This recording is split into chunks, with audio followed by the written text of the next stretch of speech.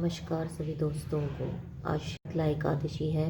आज हम शर्तला एकादशी की व्रत कथा सुनने जा रहे हैं। कथा से पहले भगवान आदि को स्नान कराना चाहिए और धूप आदि सुलगा कर रखना चाहिए। भगवानों को टीका करना चाहिए। फिर अंत में अपने आप को टीका करो। उसके बाद लोटे में रखे हुए जल को थोड़ा सा हाथ में लेकर प्रण लेना चाहिए आज के व्रत को धारण करने के लिए। उसके बाद हम कथा आरंभ करेंगे। शर्तला एकादशी महात्म। माघ मास की कृष्ण पक्ष की एकादशी। जय श्री हरि। एक समय दालम्ब ऋषि ने पुलत्स्य ऋषि से पूछा, हे मुनि ऋषि, हे मुनीश्वर, मनुष्य मृत्युलोक में ब्रह्म हत्या आदि महान प्राप्त करते हैं और दूसरे के धन की चोरी करते हैं तथा दूसरे की उन्नति देखकर ईर्ष्या आदि करते हैं, परंतु फिर भी उनको नरक प्राप्त नहीं होता। सो इसका क्या कारण है? वह न जाने कौन सा अल्प दान या अल्प परिश्रम करते हैं जिनसे उनके पाप नष्ट हो जाते हैं।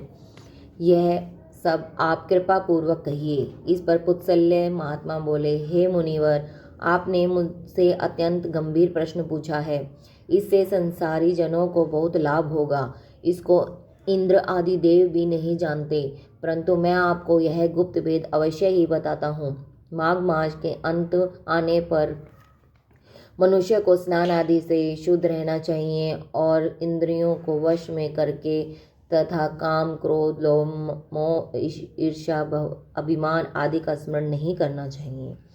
उसको हाथ पैर धोकर पुष्प नक्षत्र में गोबर, कपास, तिल मिलाकर उपले बनाना चाहिए।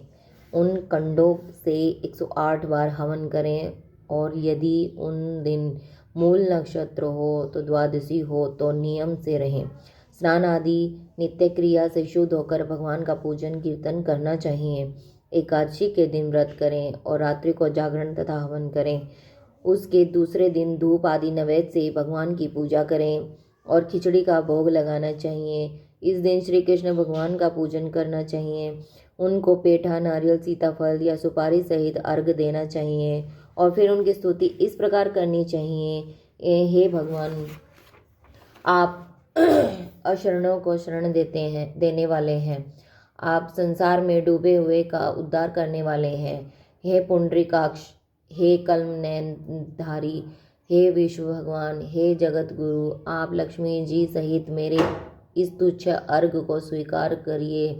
इसके पश्चात ब्राह्मण को तिल दान करना चाहिए। इस प्रकार मनुष्य जितने तिल दान करता है वह उतने ही सहस्त्र वर्ष स्वर्ग में निवास करता है। तिल स्नान, तिल की उपटन, तिलोदक, तिल का हवन, तिल का भोजन, तिल का दान, यह शर्तला कहलाती है।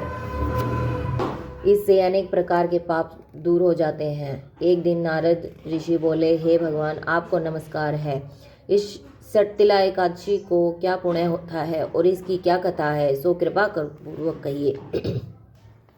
श्री कृष्ण बोले, हे नारद, मैं तुमसे आंखों देखी सत्य घटना कहता हूँ, ध्यान पूर्वक सुनो। प्राचीन समय में मृत्युलोक में एक ब्राह्मणी रहती थी। वह सदैव व्रत किया करती थी। एक समय वह 1 माह तक व्रत करती रही। इससे उसका शरीर अत्यंत दुर्बल हो गया। वह अत्यंत बुद्धिमान थी, परंतु फिर भी उसने कभी भी देवताओं तथा व्रतों से अपना मन अस्थिर नहीं किया। इस प्रकार मैंने सोचा कि इस ब्राह्मणी ने व्रत आदि से अपना शरीर शुद्ध कर लिया है और इसको वैष्णव लोक भी मिल जाएगा, परंतु इससे कभी अन्न दान नहीं किया है। इससे इसकी तृप्ति होना कठिन है। ऐसा सोचकर मैं मृत्यु लोक में गया और उस ब्राह्मणी से अन्न मांगा। वह बोली, हे महाराज, आप यहाँ किस लिए आए हैं? मैंने कहा, मुझे भिक्षा चाहिए। इस पर उसने मुझे एक मिट्टी का पिंड दे दिया। मैं उसे लेकर स्वर्ग लौट आया। कुछ समय बीतने पर वह ब्राह्मणी भी शरीर त्याग कर स्वर्ग आई। मृतपिंड के प्रभाव से उसे उस जगह एक आम वृक्ष सहित ग्रह मिला, परंतु उसने ग्रह को अन्य वस्तुओं से शून्य पाया।